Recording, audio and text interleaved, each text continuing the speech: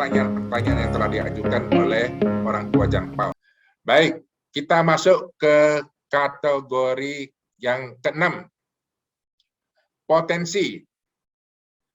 Bagaimana mengetahui potensi anak untuk bisa lebih mengembangkan bakat dan minat selanjutnya agar anak bisa memilih sekolah yang tepat buat anak? Ayah dokter, ibu dokter, anak dokter. Ayah pedagang, ibu pedagang, anak pedagang. Ayah psikolog, ibu psikolog, anak psikolog. Ayah tentara, anak jadi tentara. Kadang-kala anak memilih hidupnya sesuai dengan apa yang dia lihat, tapi tidak semuanya. Jadi untuk Bapak dan Ibu yang ingin mengetahui tentang potensi anak, tentu satu bisa melalui tes. Saya harapkan di Lombok ada, tapi biasanya sekolah pun menyediakan tes potensi anak untuk memilih jurusan. Biasanya dilakukan pada saat SMA, dan perguruan tinggi, di awal perguruan tinggi, akhir SMA. Kira-kira jurusan apa yang cocok dipilih oleh anak. Tapi sebagai orang tua, kita juga bisa kok melihat anak ini cocoknya ke arah mana ya, dengan melihat nilai akademik yang dicapai oleh anak. Kemudian kita juga bisa melalui proses tanya jawab dengan anak. Kalau saya dengan anak dulu, saya bertanya, kamu besar menjadi pengusaha atau karyawan? Karyawan, kalau kamu jadi karyawan, ingin bekerja di kantor atau di luar kantor? Di kantor. Di kantor ingin pekerjaan yang berhubungan dengan angka atau tidak? Jadi kita bisa menggali dari anak apa yang mereka harapkan. Tapi sebagai orang tua tentu kita juga harus melihat segala situasi, kondisi, kemampuan anak kita. Bisa orang tua punya ekspektasi terlalu tinggi, bisa anak juga punya ekspektasi yang terlalu tinggi. Sehingga lepas dari potensi anak. Apa yang terjadi? Mungkin tidak tercapai apa yang mereka harapkan. Jadi kita harus menyesuaikan tujuan goal anak dengan potensi yang dia miliki.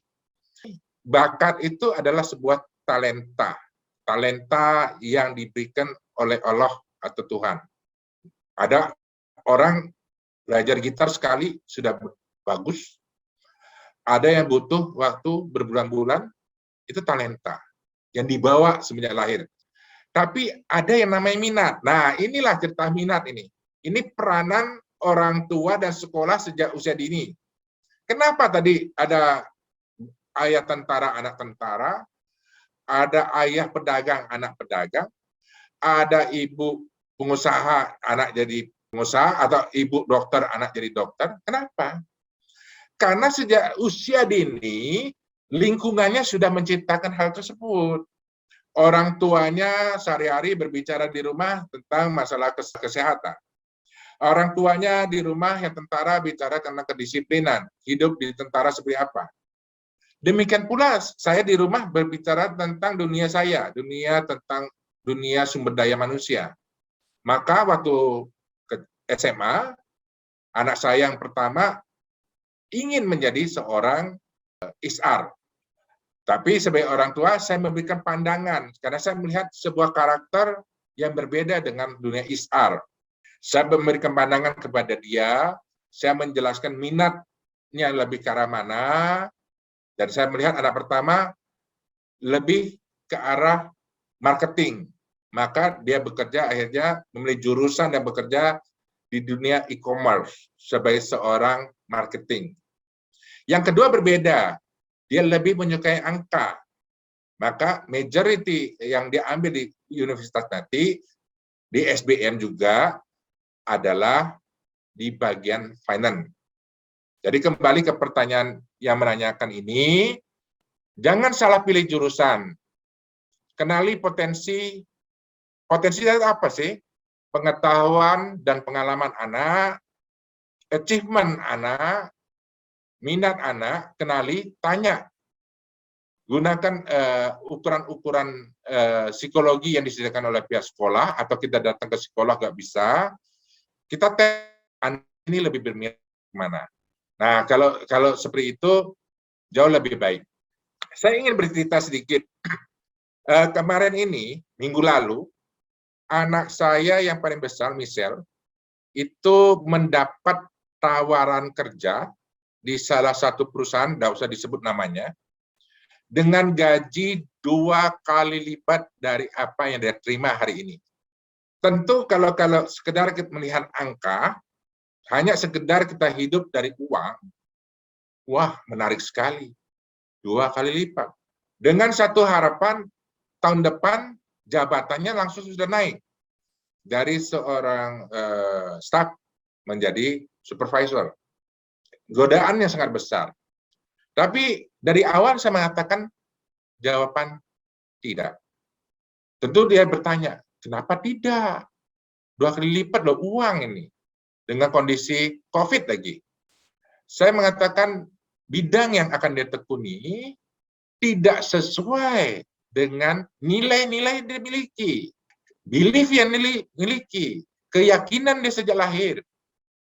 Maka setelah dia merenung pekerjaan tersebut dan memikirkan produk yang harus dia kerjakan untuk mendapat angka 2 kali lipat itu, akhirnya sang anak mengatakan, ya Pi, saya tidak jadi ambil.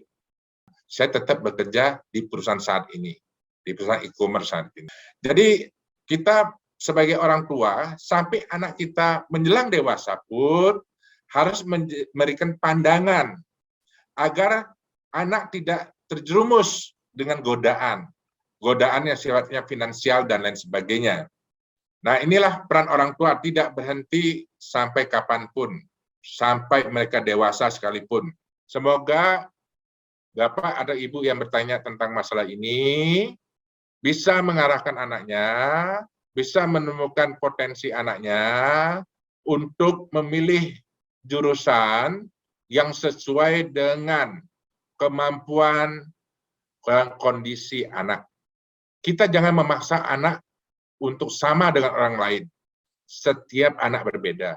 Tadi saya cerita, untuk anak pertama saya, marketing, untuk anak kedua, finance. Karena yang kedua, nggak suka untuk dunia marketing. Jadi kita sesuaikan aja, jangan kita maksa, oh enggak, harus ini, harus itu, dan seterusnya. Jadi kita lihat kondisi anak kita masing-masing. Untuk Bapak Ibu yang sudah saya jawab pertanyaannya dan ingin mengeksplor pertanyaannya, saya ingatkan kembali untuk bisa mengirimkan chat. Nanti saya akan jawab selesai 2 pertanyaan terakhir ini.